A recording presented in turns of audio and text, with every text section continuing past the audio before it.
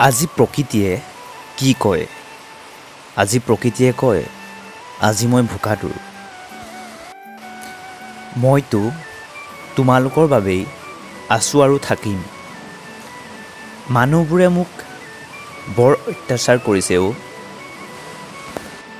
ডাঙৰ ডাঙৰ অট্টালিকা সাজিছে, ডাঙৰ ডাঙৰ উদ্যোগ প্ৰতিষ্ঠান বনাইছে। মোক কাটিবলৈ অলপো বেয়া নালাগেনে বাৰু তেওঁলোকৰ? নিউটনে কি কৈছিল? প্ৰতিটো বস্তুৰে সমান আৰু বিপৰীতমুখী প্ৰতিক্ৰিয়া আছে। সেই সূত্ৰটো সকলোতে ব্যৱহাৰ হয়। তেন্তে ঘৰ বনোৱাৰ আগত প্ৰকৃতিখন সজাই লোৱাত কি আপত্তি আছে? তুমি কোৱা।